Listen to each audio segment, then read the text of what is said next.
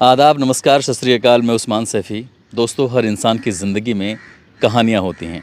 किसी की ज़िंदगी में 1-2 कहानी होती हैं, लेकिन कोई ऐसा भी इंसान होता है जिसकी ज़िंदगी में कहानियों का भंडार होता है, सैकड़ों कहानियाँ। लेकिन आज मैं जिस शख्स के पास बैठा हूँ, जिससे मैं मिलने के लिए आया हूँ, उनके पास कहानियों का सचमुच भंडार है।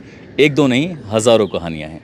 क्योंकि इन्होंने 1-2 नहीं बल्कि कम से कम 10,000 से ज़्यादा लड़कियों को इन्होंने एक ऐसे धंधे से बाहर निकालने में उनकी मदद की है, जहाँ पर वेश्यावृत्ति होती है, जिसे रेड लाइट एरिया बोलते हैं, जिसे हम कोठे बोलते हैं, जहाँ पर लड़की जाती तो ज़रूर है गैर मर्ज़ी से, लेकिन वो बाद में धीरे-धीरे उस दलदल में फँस कर वो फिर अपनी मर्ज़ी से उसमें धँस जाती है। ऐसी एक कहानी है जो हम मैडम से बात करेंगे। मैडम हैं पल्लवी घोष, जिनकी ज़िंदगी में बहुत सारी कहानियाँ हैं। मैम, एक बार फिर से आपका स्वागत है। Hello, thank you so much. आपने मुझे बुलाया तो उसके लिए बहुत बहुत शुक्रिया। मैम, क्या कहानी है जो आज आप हमें सुनाना चाहेंगी? एक ऐसी लड़की की कहानी है जो पश्चिम बंगाल से है। वो उसके पिताजी नहीं है, उसकी माँ है और उसका एक भाई है। ये लड़की स्कूल जाती है, स्कूल से आती है। ये एक बहुत अच्छी बहुत मतलब हँसमुख लड़की है। ये किसी से दोस्ती करती है, लड़की से, लड़का से नहीं। लड़की से दोस्ती करती है, घूमना फिरना सब कुछ इसके साथ, उसी दोस्त के साथ है। मतलब ये दोस्त इसके लिए ज़िंदगी में सब कुछ बन जाती है, ये जो लड़की है। और जो दोस्त है वो भी लड़की है। फिर 2 साल 3 साल ये लोग दोस्त रहते हैं, स्कूल कॉलेज आना जाना, खाना, घर में सब कुछ। मतलब इतनी क्लोज हो जाती है जो आप सोच भी नहीं सकते, जिसको हम बेस्ट फ्रेंड बोलते हैं। अचानक एक दिन ये लड़की इसको बोलती है कि मैं तुझे अपने बॉयफ्रेंड से मिलाऊंगी। तो बॉयफ्रेंड इसने बोला ठीक है। तो ये लड़की इसको अपने बॉयफ्रेंड से मिलवाने ले गई। ये लोग मिले एक मेले में पश्चिम बंगाल में। वहाँ पे बॉयफ्रेंड ने एक नई बाइक लाई थी। तो ये बोलती है अरे यार दोस्त, तेरे बॉयफ्रेंड के पास बाइक भी है? बोल रहे हाँ बाइक है, चलो चलते हैं हम लोग कुछ कोल्ड ड्रिंक पीने के लिए। और बंगाल में, मानिए बंगाल में क्या, किसी भी गांव में या आपको पता चलेगा ये कॉफ़ी कोल्ड ड्रिंक बहुत एक महंगी वाली चीज़, अच्छी वाली चीज़ लोगों को लगता है। ये नहीं पता होता है कि वो खाने पीने से हेल्थ में कितना डैमेज हो सकता है। जो भी हो, ये लड़की चली गई उसके साथ। क्या बोलते हैं, फिर उस लड़की ने इसको बोला कि चलो हम लोग बाइक में बैठ के घूम के आते हैं। तो ये लड़की बोली ठीक है। तो पहले उसका बॉयफ्रेंड बैठा, फिर इसके बाद इसकी दोस्त बैठी, फिर ये बैठी। फिर थोड़ी देर बाद ये लोग बोलते हैं नहीं नहीं तुम बीच में बैठो, इस लड़की को। अब ये लड़की बोलती है यार तेरा बॉयफ्रेंड है, मैं बीच में बैठूँ, तू कहाँ बैठेगी? बोल रहे मैं पीछे बैठूंगी। तो कोल्ड ड्रिंक पी के ये आगे बैठी, इसका बॉयफ्रेंड, ये पीछे बैठी, इसके दोस्त पीछे बैठी, ये बीच में बैठ गई। जैसे ही बैठी, इसको बाइक में बैठती इसको ना बहुत ज़्यादा बेहोशी वाला फीलिंग होने लगा इस लड़के को। ये बेहोशी वाली फीलिंग लगी, ये समझने लगी यार क्या हो रहा है मेरे साथ, ये कुछ नहीं समझी। इसकी दोस्त ने इसको पता नहीं बंगाल में किसी गली से लाके इसको रेलवे स्टेशन ले आई, कलकत्ता रेलवे स्टेशन में इसको कोई और मिला। वो लोग जो इसकी फ्रेंड है वो भी छूट जाती है। उसकी फ्रेंड नहीं तो तस्करी की इसकी। अच्छा, फ्रेंड भी मतलब पीछे छूट जाती है, और फ्रेंड का बॉयफ्रेंड भी छूट जाता है। अब नया बंदा मिल जाता है। हाँ, उसको अब नया बंदा मिल जाता है। उन दोनों ने नए बंदे को इसको दे दिया। वो इसको कोलकाता में गाड़ी में बिठाती है, गाड़ी में बिठा के उसको पहले दिल्ली लाती है। दिल्ली में कोटला में कहीं रखते हैं ये लोग, और फिर राकेश को जीपी रोड में बेच देते हैं ये। और उसके बाद ये लड़की बहुत सारे नंबर से कांटेक्ट करती है अपने घर वालों को। फिर ये इसके लिए इसके घर वाले आते हैं मेरे पास। फिर इतनी बार इसके लिए हमने रेड किया। सबसे बड़ी बात ये है कि एक सेकंड, जैसे वो लड़की सीधा कोठे में जाके डायरेक्टली बेच दी जाती है, तो उसने वहाँ से निकलने की कोशिश नहीं की? कितने दिन लगे उसको वहाँ पे परेशान? कोटे से निकलना नामुमकिन है। अगर आप किसी भी कोटे में जाए, कोटे में मैडम होते हैं, मैडम आपको रूम से नहीं निकलने देंगे, आप कोटे से क्या निकलोगे? और कोटे जो होते हैं, कोटे में पूरा एकदम बहुत ज़्यादा आपकी गार्डिंग होती है, आप निकल ही नहीं सकते, बड़ा मुश्किल है। वो निकल खुद नहीं पा रही थी। वो हर कस्टमर से अपने घर में फ़ोन कर, कस्टमर के पास जाने में उसे कैसे तैयार की गई, क्या हुआ था उसके साथ? उसको पहले जब कोटे में किसी को लिया जाता है तो उसको बहुत मारा पीटा जाता है। उसको सिखाया जाता है कि ऐसे कस्टमर के पास, एक्चुअली कस्टमर के पास जाना नहीं होता, कस्टमर खुद ही आता है। दिल्ली रेड लाइट एरिया हो या मेरठ रेड लाइट एरिया हो, वहाँ पे लड़के आते हैं, कस्टमर्स आते हैं। फिर लड़कियों को रखा जाता है, एकदम ऑक्शन होता है जैसा, किसको चूज़ करना है वो चूज़ करते हैं। फिर वो लड़की के साथ रूम में जाते हैं। वो कस्टमर के साथ नहीं जाती, कस्टमर उसके साथ जाता है। तो और उसने बहुत बार ही घर में फ़ोन किया, फिर हमने बहुत बार उसको रेड करने की निकालने की कोशिश की, फाइनली हमने उसको रेस्क्यू किया। उसने बहुत प्रयास किया, उसने हिम्मत नहीं हारा। जनरली लड़कियां हिम्मत हार जाती है। उसने घर में कम से कम 15 से 20 बार कॉल किया होगा अलग अलग लोगों के नंबर से, जबकि उसको पता है अगर कस्टमर के फ़ोन से फ़ोन करे तो कस्टमर अगर बदमाश हो तो बता भी देगा और उनकी मार पिटाई होगी। फिर भी उसने हिम्मत जुटा जुटा के कस्टमर से फ़ोन की। फ़ोन बहुत बार घर में फ़ोन किया, उसकी माँ आई, हमने बहुत बार रेड डाला, फाइनली वो मिली।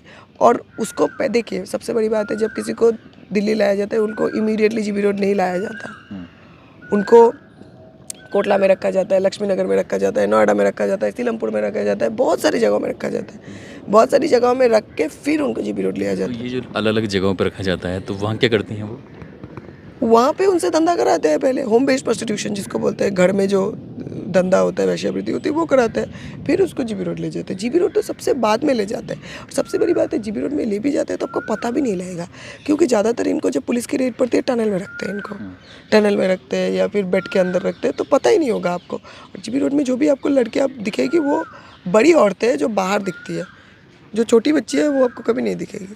कैसा होता है मतलब अंदर का जो, अगर हम दृश्य, अगर हम एक कल्पना करें आपके मतलब माध्यम से उसे देखने की कोशिश करें, तो कैसे, अगर हम वहाँ जीबी रोड की अगर हम जाएं तो कैसे, मतलब क्या होता है उसके अंदर पूरा? देखिए माहौल तो बहुत ही गंदा है, धंधा होता है तो समझिए। सीरिया होते हैं नीचे, एशिया का सबसे बड़ा हार्डवेयर मार्केट है, जिसमें आपको बेसिन मिलेगा, नल मिलेगा, टैप मिलेगा, उसके ऊपर सीढ़ियों से जाना पड़ता है। Delhi red light area number से मार्क्ड है, इसीलिए कभी भी आप एंटर करेंगे तो आपको नंबर से मिलेगा। आप दिल्ली रेड लाइट एरिया जो है अजमेरी गेट के सामने है, वो आप मेट्रो में जाएंगे तो न्यू दिल्ली मेट्रो 4 में उतर के आप सीधा जाएंगे तो आपको मिल जाएगा, वॉकिंग डिस्टेंस पे हर कोटे के बाहर नंबर होगा, जिससे आपको पता लगेगा ये वाला कोटा इतने नंबर का है। कोटा लेफ़्ट राइट होता है, इस हिसाब से आप जैसे अगर 40 में चली गई तो 40 first floor right side left side ऐसे करके है। कोटा बहुत छोटा होता है, कोटा मतलब एक छोटा सा रूम, उसमें कम से कम 20 से 30 लड़कियाँ होती है एक कोटे में। और प्रॉपर एक बाकायदा, एक जैसे आप दुकान में जाते हैं ना वैसे वाला सिचुएशन होता है। एक बहुत बड़ा मतलब क्या बोलूँ, जैसे साड़ियों कपड़ों के दुकान में आपको एक बहुत बड़ा टेबल मिलेगा। टेबल मतलब क्या, जहाँ पे बंदा रिसीट लेके बैठा हुआ है, वैसा ही वाला सिचुएशन। इधर रिसीट लेके बैठे नहीं तो मैनेजर होता है, लड़कियों को बुलाया जाता है, लड़कियाँ आती है, लड़कियाँ अपने आप को दिखाती है, फिर वहीं से कस्टमर को चूज़ किया जाता है। जहाँ पे जो रूम है, जहाँ पे ये सब होता है, वो इतना छोटा होता है, बंदा उधर घुसता भी है कैसे मुझे नहीं पता, क्योंकि रूम में जो डिवाइडर होते हैं वो काट का डिवाइडर होता है, उसका प्लैंक का डिवाइडर होता है। तो ये है, तो है दिक्कत है मतलब। और गंदा है, बहुत अंदर गंदा है, मतलब गंदा इन द सेंस स्पेस नहीं है। जो मैडम होती है उनके रूम बहुत शानदार होते हैं, उनके रूम में मतलब टाइल्स वाइल्स सब लगे होते हैं। और सबसे बड़ी बात है, इनका जो खाना बनाने वाला जगह नीचे देखिए, नीचे तो धंधा होता है, रूम्स होते हैं, रूम के बीच में धंधा होता है, फिर ऊपर में बाथरूम्स होते हैं कुछ, फिर एकदम ऊपर में खाना बनता है। सबसे बड़ी बात है, देखिए हर कोठा अलग होता है, आप किस कोठे को कैसे स्पेसिफाई करेंगे, बस ये है कि कोठा बहुत छोटा होता है। मतलब मुझे कभी लगता है औरतें कैसे रहती है उधर। एक बात ये भी है कि अगर कोई किसी के साथ फिजिकल हो भी रहा है तो साइकोलॉजिकल भी तो तैयार होगा, और वहाँ इतने सारे ऐसे कंजेस्टेड माहौल में वहाँ कैसे, मतलब ये आदमी क्या कर लेता है वो? देखिए वहाँ पे जो कस्टमर्स जाते हैं वो जनरली बहुत ज़्यादा मतलब गरीब तबके के लोग ही होते हैं, और रूम्स अलग अलग होते हैं, बीच में डिवाइडर होता है। देखिए मुद्दा होता है, मैं जितने भी लोगों से बात की हूँ जीबी रोड, कोई वहाँ पे कॉन्सेप्ट ऑफ प्लेजर से तो नहीं आता कि मतलब ये जो चीज़ है इससे हमें कितना अच्छा लगेगा, बुरा। लोगों की नीड है इसीलिए लोग आते हैं, जितने भी लोगों से मैं देखती हूँ। अब अगर किसी और का अलग ओपिनियन है तो मैं बता नहीं सकती, बट जनरली लोग आते हैं, उनकी नीड है। जैसे भूख लगना, प्यास लगना एक नीड है, तो ये भी एक नीड है, उसी के लिए इधर आते हैं लोग। तो जैसे पश्चिमी बंगाल वाली लड़की थी, उसको फिर आप मिल जाती हैं, आमने सामने होता है आपका, तो फिर आप जब मिलती हैं उससे तो फिर क्या रिएक्शन था उसका कि अब फाइनली कम से कम 15-20 लोगों के द्वारा मदद मांगी, घर वालों को लगातार फ़ोन करती रही कि हाँ अब मैं सही रास्ते पे हूँ या मैं अपने घर पहुँचने वाली हूँ, तो क्या सिचुएशन थी वो वाली? वो सिचुएशन तो सबसे ज़्यादा प्रॉब्लम तो वहीं से शुरू होती है, क्योंकि वो रेस्क्यू हो गई, अब एफआईआर दर्ज हो गया, अब उसके घर में धमकी आने लगे, कोर्टों से धमकी आने लगे, बोला उसको केस वापस लो। बड़ा मुश्किल होता है, जिस मालकिन को हमने अरेस्ट किया वो भी बेल पे थी, फिर वो खुश नहीं, वो उस टाइम पे उसको लगा वो निकल गई, बट उसके बाद ही तो सबसे बड़ा प्रॉब्लम शुरू हो जाता है। क्योंकि देखिए लोगों को लगता है कि रेस्क्यू कर दिया कोटे से तो काम ख़त्म, रेस्क्यू कर दिया कोटे से तो काम शुरू। उसके बाद एफआईआर होगा, उसके बाद इन्वेस्टिगेशन होगा, उसके बाद कोर्ट में केस ट्रायल में आएगा, फिर बार बार लड़की को बुलाया जाएगा। हम विटनेस है, अगर मैं कंप्लेनेंट हूँ तो मुझे बुलाया जाएगा, उसकी माँ, बाकी जितने भी एक्यूज्ड है सबको बुलाया जाएगा, कोर्ट में पेशी होगी, फिर बार बार प्रोसिक्यूशन क्वेश्चन करेगा। बहुत उस केस में चलो हुआ, सज़ा हुआ तो वो अलग बात है, लेकिन मुश्किल है, बहुत मुश्किल है। ये जितना अच्छा, जितना इजी दिखता है इजी है नहीं, बहुत दिक्कत वाली कहानी है। उस लड़की की कहानी मुझे, देखिए हर लड़की की कहानी मैं हर इंटरव्यू में सुनाती हूँ, ये लड़की की कहानी में इसलिए मुझे थोड़ा ज़्यादा टच होता है क्योंकि ये लड़की हार नहीं मानती है, बार बार घर में कॉल करती है। जनरली लड़कियाँ हार मान जाती है। जो बेस्ट फ्रेंड होती है और बेस्ट फ्रेंड का जो बॉयफ्रेंड होता है, तो क्या उनके खिलाफ भी कोई एफआईआर वगैरह हुई? उनके खिलाफ तो एफआईआर हुआ है, उनके खिलाफ भी एफआईआर हुआ है, लेकिन उनको कलकत्ता में अरेस्ट कर लिया था पुलिस ने, मतलब वेस्ट बंगाल में, कलकत्ता में नहीं, वेस्ट बंगाल में अरेस्ट किया था। मतलब सोचिए आप किसी के साथ 3 साल दोस्त हो, तो ये एक बहुत बड़ा प्रॉब्लम है। हमको नहीं पता चलता कि हमारे इर्द गिर्द कौन खड़ा हुआ है, कौन कितना, मतलब क्या बोलूँ आपको, कौन किसके दिमाग में कौन सी विकृत चीज़ चल रही है, ये हमको नहीं पता होता है। लेकिन ये है कि इस किस्से से एक चीज़ पता लगती है कि आपको बहुत सतर्क रहना पड़ेगा। आप सोचिए ना, बेस्ट फ्रेंड, उठना बैठना खाना पीना सब एक साथ, 3 साल बाद उसकी तस्करी कर देती है, और बड़े क्लेवर तरीके में। मैं तो बोलती हूँ अगर वो लड़की फ़ोन नहीं करती, और अगर उस लड़की के माँ बाप तो नहीं थे, माँ और मासी थी एक, अगर वो पीछे नहीं पड़ती इस कदर, लड़की को निकालना मुश्किल था। क्योंकि देखिए इतने कोठे हैं, इतने लोग हैं, बंगाली बोलने वाली लड़की, आधे से ज़्यादा मेरी विक्टिम्स जो जीबी रोड में बोलती रहती है, वो पता है जीबी रोड नहीं बोलती, जीटी रोड बोलती है, क्योंकि बंगाली उनका, देखिए एकदम बंगाली लड़की, हिंदी सुनी नहीं है, इधर आके उनको हिंदी सुनना पड़ता है, तो दिक्कत है, बहुत ज़्यादा दिक्कत है।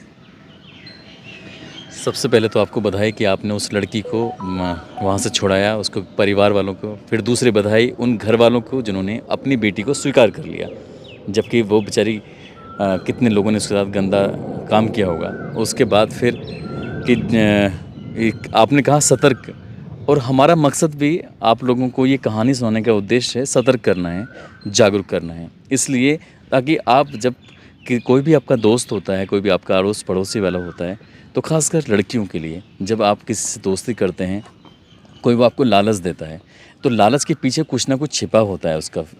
और इस कहानी में भी कुछ ऐसा ही होता है कि उस लड़की को नई बाइक पे बिठा के लेके जाते हैं, घुमाते हैं इधर से उधर, और कुछ देर बाद पता चलता है कि वो बिक चुकी है, और बिक कर सीधा घूमते घूमते पूरे हिंदुस्तान के अलग अलग हिस्सों में दिल्ली के जेबी रोड पहुंच जाती है, और वहां से निकलने के लिए किस तरह से प्रयत्न करती है, वाकई अपना आप में बहुत दिलचस्प होता है। दोस्तों, इस कहानी को, इस किस्से को सुनाने का उद्देश्य किसी को परेशान करना नहीं है, किसी का दिल दुखाना नहीं है, बल्कि आपको जागरूक करना है, आपको सचेत करना है। आप जहाँ भी रहें अपना ख्याल रखें, सुरक्षित रहें। जय हिंद, जय भारत।